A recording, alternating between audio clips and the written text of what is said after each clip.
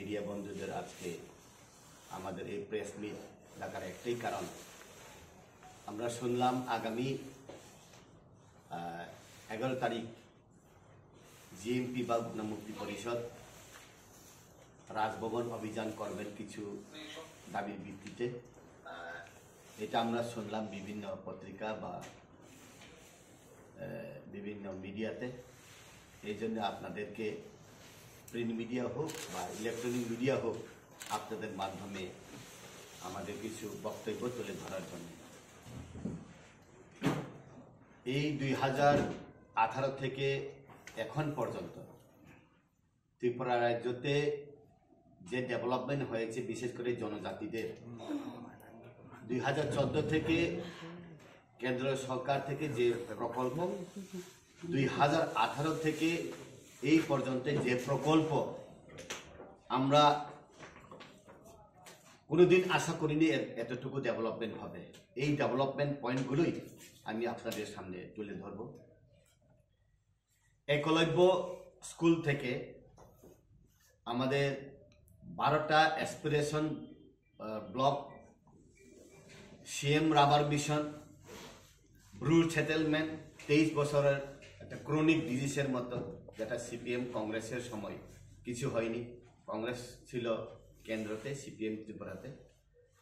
এরপরে আমরা পেলাম কোনোদিন আন্দোলন না করার পরেও একটা মাইলেজ জনজাতিদের, এয়ারপোর্টকে রিনেমিং করে এমবিবি এয়ারপোর্ট করা, আমাদের 19 অগাস্টকে মহারাজা বীর বিক্রমের বার্থডে হিসাবে আমরা পালন করা, গড়িয়া পূজাকে 2 দিন বাড়ানো, TRI বা ট্রাইবাল রিসার্চ ইনস্টিটিউটকে আমরা করলাম,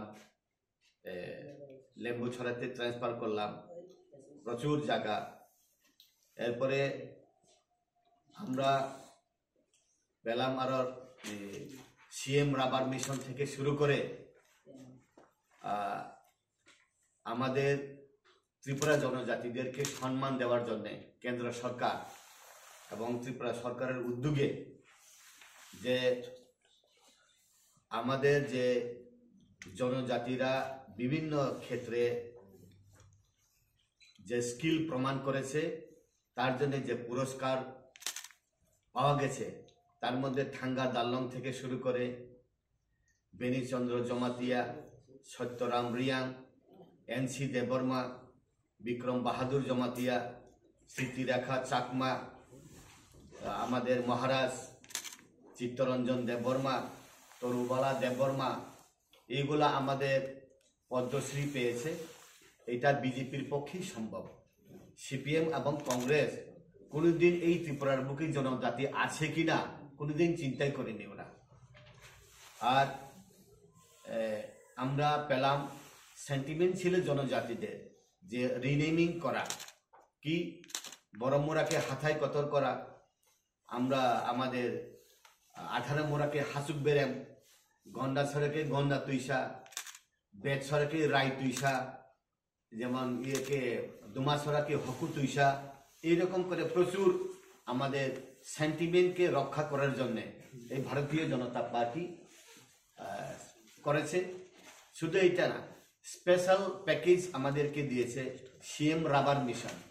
আমাদের যে টার্গেট ছিল 30,000 হেক্টর, এটা চলছে কাজ।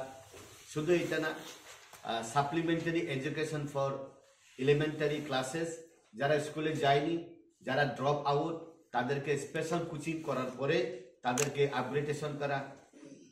Chief minister tribal development mission, যেমন ওয়াক বানিয়া থেকে শুরু করে উন বানিয়া, চিকন বানিয়া, সবটাই আমাদেরকে দিয়েছে।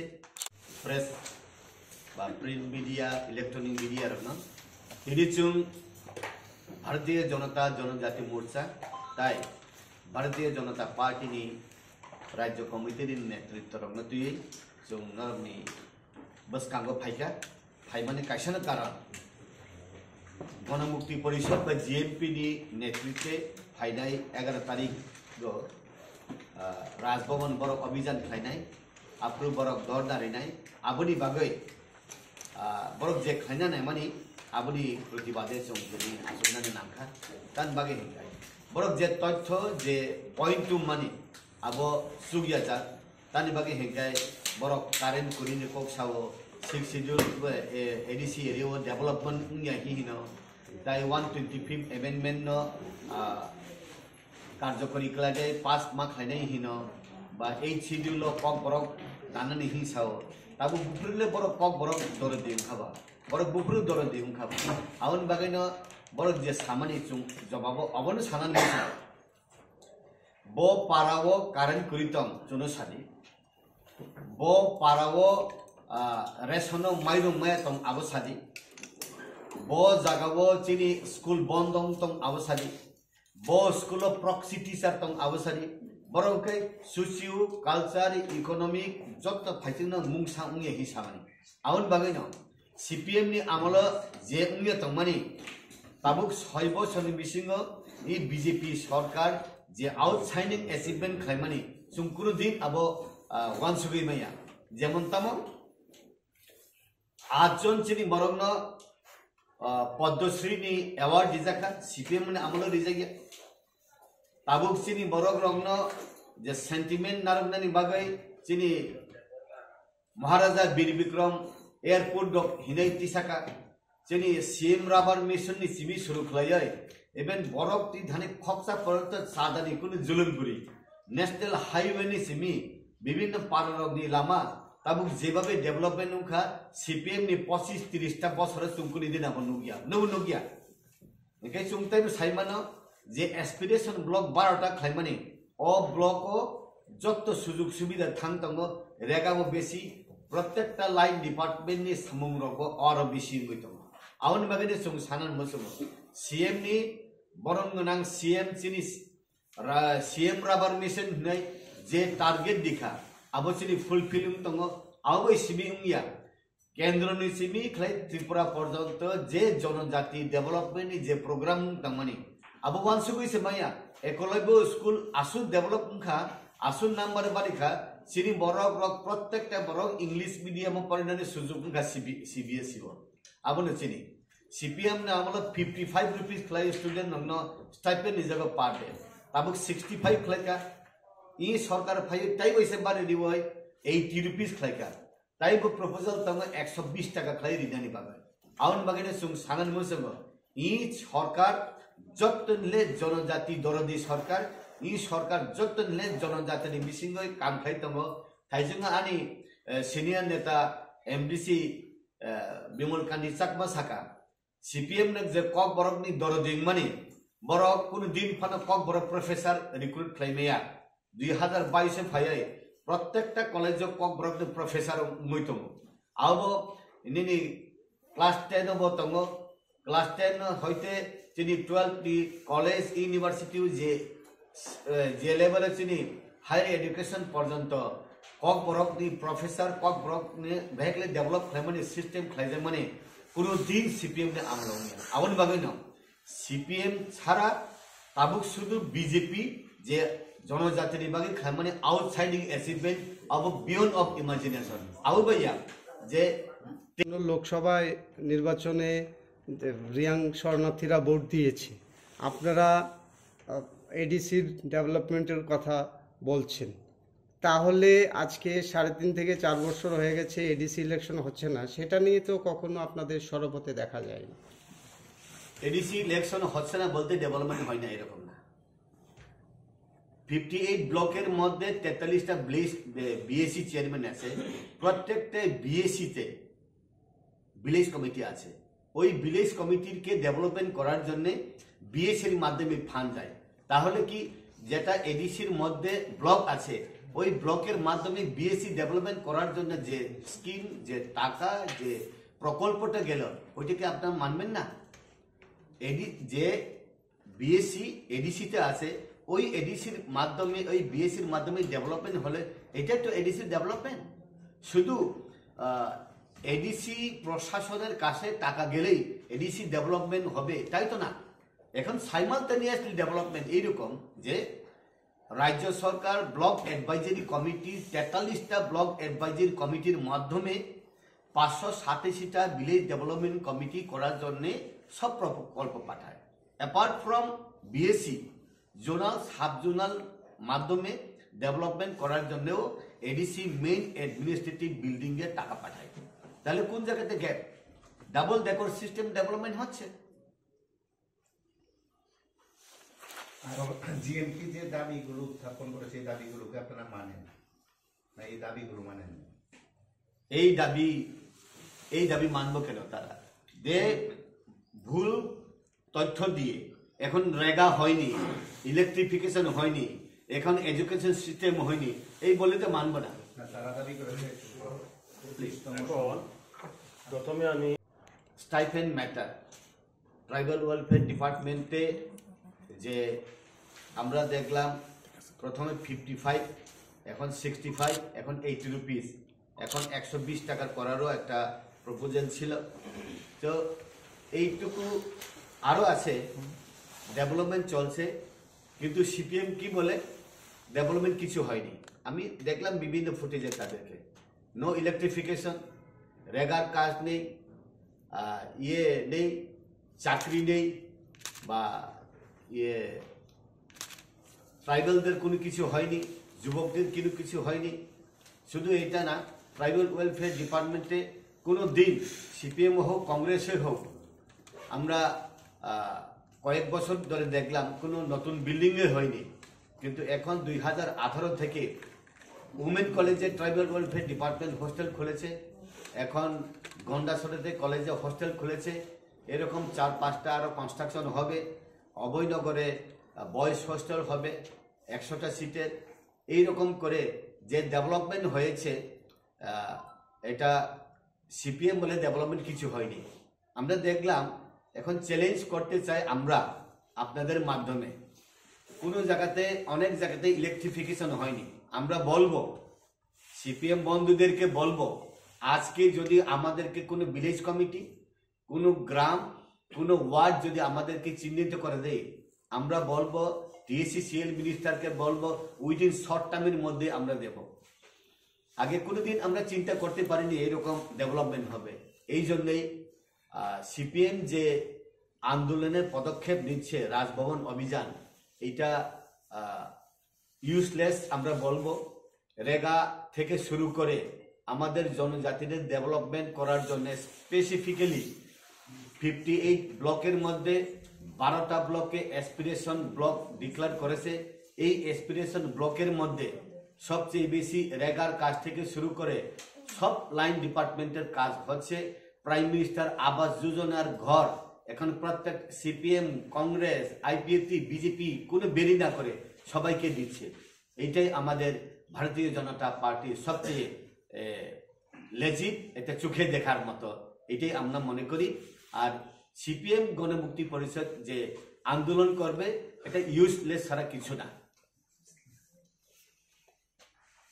স্যার, সিপিএমের যেই রাজভবন অভিযান যেটা নিয়ে ওরা করছে, ওর মধ্যে একটা দাবি আছে, যেটা হচ্ছে ভিলেজ কাউন্সিল ইলেকশন।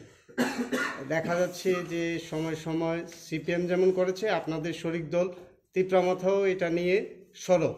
তো আপনারা কি চান, কি ভিলেজ কমিটি ইলেকশনটা পক্ষে কি বলবেন? ভিলেজ কমিটি ইলেকশন হবে, কিন্তু এখানে ব্রু সেটেলমেন্টের কিছু ইয়েরা আছে, এখনো তাদের নাম নথিভুক্ত হয়নি সব জায়গাতে। ওই ব্রু সেটেলমেন্টের কিছু প্রবলেম আছে, এটার জন্যই হয়নি।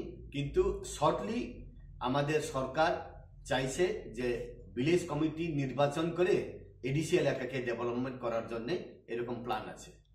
সরকার থেকে তো কোনো চিঠি দেওয়া হয়নি নির্বাচন কমিশন। সরকার এখন চিন্তা করবে নির্বাচন কমিশন আর সরকার তো একই জায়গাতে, তো চিঠি দেবেই তো, দেবে, চিঠি দেবে। কিন্তু এখন যেহেতু রিয়াং শরণার্থীদের সব নথিভুক্ত হয়নি, ভোটার লিস্টে এখনো তাদের নাম আসেনি, স্ক্রুটিনি চলছে। এই জন্যে যারা আসলো তাদের নাম ওইখানে একবার হয়েছে, স্ক্রুটিনি করে ঠিক করার পরে হয়তো এটা পাঠাবে চিফ ইলেকশন কমিশনকে, যখন ক্লিয়ার হবে তখন পাঠাবে।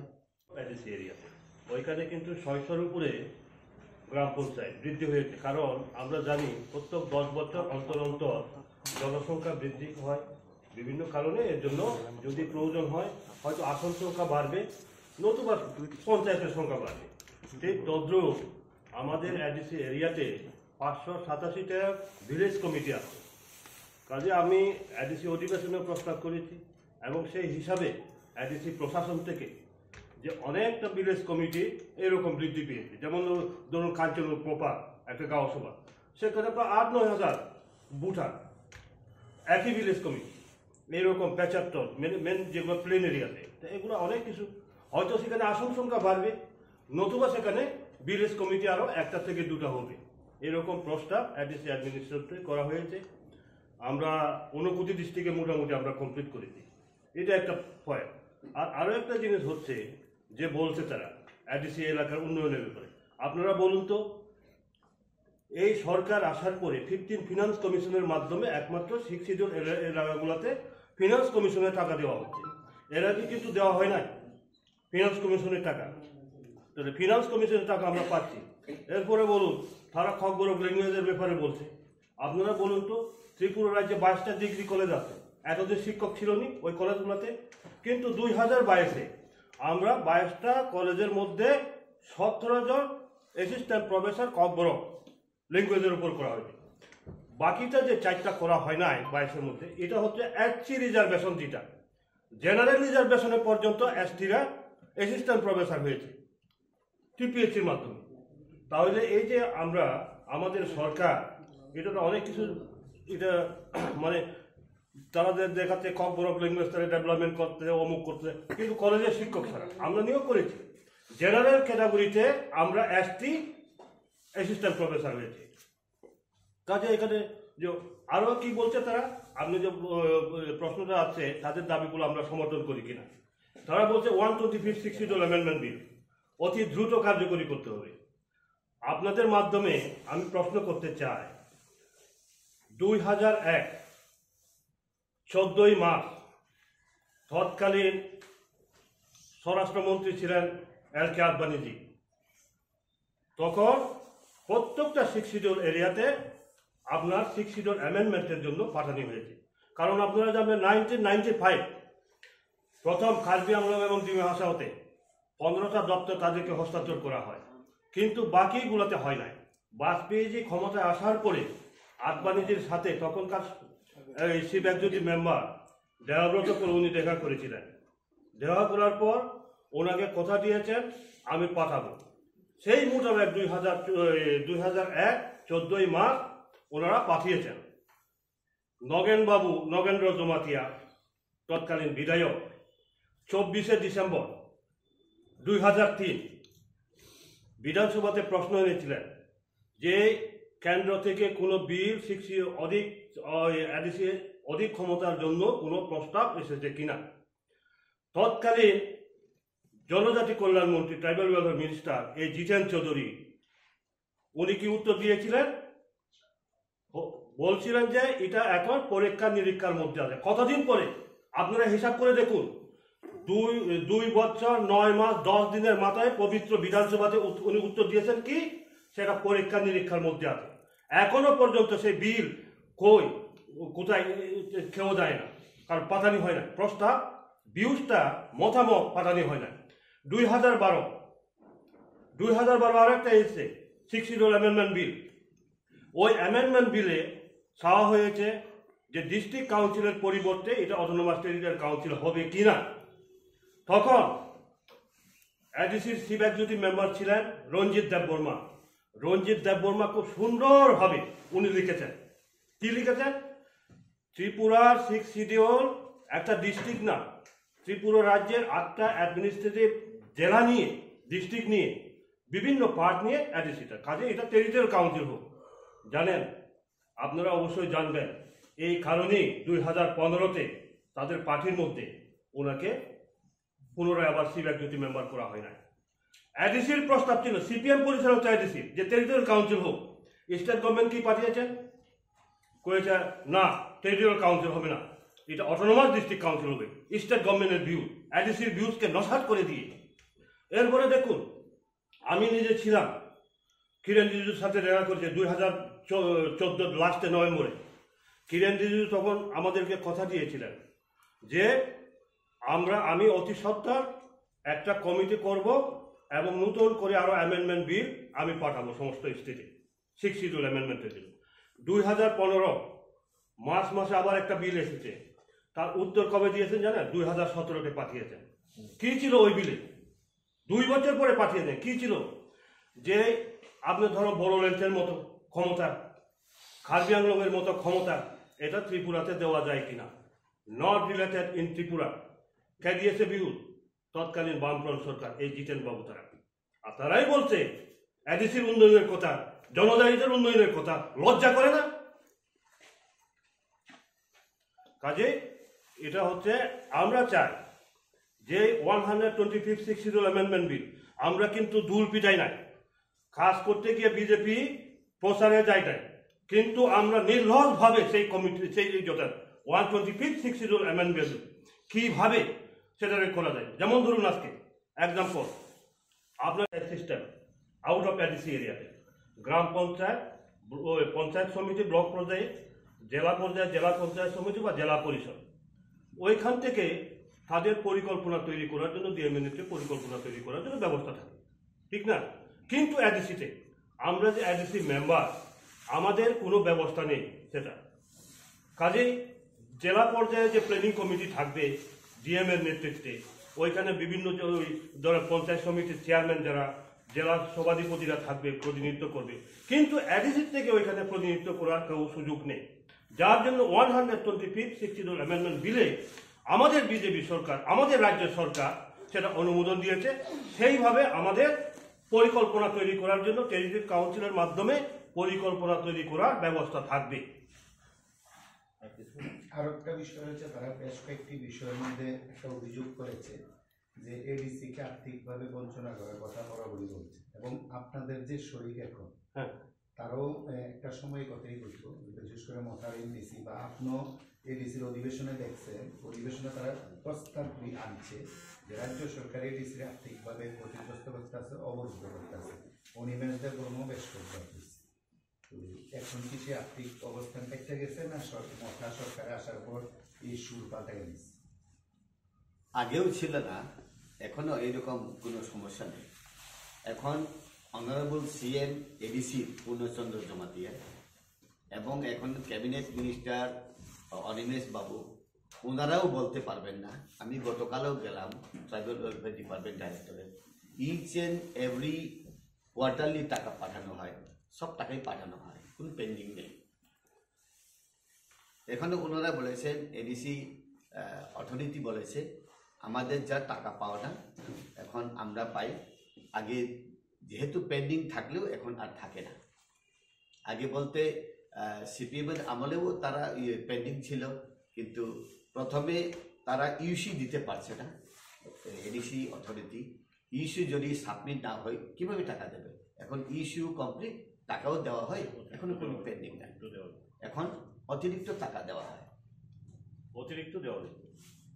এবং গত 2023 সালের একটা রিপোর্ট বাড়িয়েছে, যে রিপোর্টে এসটি যে রিজার্ভেশন সিটগুলো আছে এটি পূরণ হয়েছে না, এটা 50% নিচে নেমে গেছে। এটা কিন্তু আপনাদের গভর্নমেন্টের দেওয়া সেন্ট্রাল গভর্নমেন্ট, এটা কি স্টেট গভর্নমেন্টের? সারা ভারতবর্ষে। আর স্টেট গভর্নমেন্টের মধ্যে আমাদের যে এসটি ডিপার্টমেন্ট আছে, এই ডিপার্টমেন্টে প্রায় 46%। সারা ভারতবর্ষে তো আমরা কি বলবো, ন্যাশনাল পলিসি, কিন্তু স্টেট গভর্নমেন্টের 31% এখনো বিশাল। আমি বলছি এখনো সিট খালি আছে, যেটা পূরণ করা হইতেছে। আমাদের ত্রিপুরাতে 46%। সিট খালি শুধু এসটি সিট না, ST seat, SC seat, UR seat অনেক জায়গাতে বেকেন আছে। আমি এসটির কথা বলছি, আমি বাকি দায়িত্ব তো নিতে পারবো না। এসটি তো বেকেন আছে, বেকেন তো সব জায়গাতে আছে। না না, ধারাবাহিকভাবে তো আপনারা দেখছেন না, ধারাবাহিকভাবে কিন্তু পত্রিকাতে বিজ্ঞাপন দেওয়া হচ্ছে নতুন নিয়োগের ক্ষেত্রে। ওইখানে সে আপনারা দেখুন এসটি এসসি কোটা ফিল আপ করা হচ্ছে কিনা। আমি বলছি শূন্য পদ আছে, এই পূরণ করা হইতেছে না ত্রিপুরার ক্ষেত্রে প্রচুর। ধারাবাহিকভাবে নেওয়া হইতেছে, ধারাবাহিকভাবে নেওয়া হইতেছে, পর্যায়ে পর্যায়ে নেওয়া হইতেছে, 200-300 করে প্রায় মোটামুটি নেওয়া। এটা দেখুন, এটা মুখরোচক তাদের বক্তব্য ছাড়া কিছু না। সিপিএম এর আমলে সবচেয়ে বেশি কোটা পূরণ হয় না, আমরা দেখলাম ডি গ্রুপে অলমোস্ট 31-এর মধ্যে 24% ফিল আপ, বি গ্রুপের মধ্যে একদম নেগলিজেবল, একদম ইয়ের মধ্যে আরো অফিসার হায়ার ক্যাটাগরিতে আরো নেগলিজেবল কোটা পূরণ হয় না। আমরা এখানে ডিপার্টমেন্টে গেলেই সব পাওয়া যায়। তো ওনারা যেটা বললেন এটা বাস্তব না, কারণ প্রত্যেক ডিপার্টমেন্টেরই প্রত্যেক এসসি ওবিসি প্রত্যেকটারই সিট ভ্যাকেন্ট থাকে। এটা তো সরকার time to time as per requirement, as per financial approval এটা ফিল আপ হচ্ছে, এক্সাম হচ্ছে, নিচ্ছে। আপনি টিএসআর একটা আন্দোলন করছেন 2019 সালের ঘটনা মামলায় মাদক বাড়িতে, এই ঘটনা নিয়ে Black Day পর্যন্ত state government DSR black day. BSF তো নন, এটা প্রেসার গ্রুপ, নন পলিটিক্যাল। তারা যেমন এসএফআই, এনএস, ইউআই এর মতো না, তারা পার্টিকুলার কোনো পলিটিক্যাল পার্টির সঙ্গে অ্যাটাচ না, তারা প্রেসার গ্রুপ হিসেবে কাজ করে। ওরা না থাকে তীব্রমথার সঙ্গে, না থাকে আইপিএফটির সঙ্গে, না থাকে বিজেপির সঙ্গে, ওরা প্রেসার গ্রুপ। যেমন ইয়ের মতো মিজোরামের এমজেপি মেজু জেওলাইপল বা মেঘালয়ের খাসি স্টুডেন্ট ইউনিয়নের মতো তারা প্রেসার গ্রুপ, সবাইকে প্রেসার করতে পারে। যখন যে সরকার আসে প্রেসার দরকার হয় প্রেসার করে, প্রেসার যদি করার দরকার না থাকে সুযোগ নেই তারা। তাদের যে সময় ঘটনা নিয়ে কি স্টেট কোর্টের কোনো রিপোর্ট করছে বা রাজ্য সরকার কি তরফ থেকে কি রাজ্যবাসীর এই ঘটনাটার প্রেক্ষিতে কিছু জানাইছে, কি কিছু জানছেন? এই ব্যাপারে তো আমার কোনো জানা নেই, কিন্তু এইরকম টিএসএফ শুধু মাদকবারের ঘটনা না। না, আমার বক্তব্য হইল 19-এর পর 24-25 এখন পর্যন্ত রিপোর্ট জানাইতে পারছেন। তো সিপিএমেরা মূলত 2015 সালে সিপি 2017 সালে দিছে পরে, আপনার বক্তব্য হচ্ছে 2 বছর পরে দিচ্ছে। তো আপনারা গভর্নমেন্ট তো 6 বছর 5 বছর একটা রিপোর্ট দিতে পারে। এই রিপোর্টগুলা দেখুন, আমরা অনেক রিপোর্ট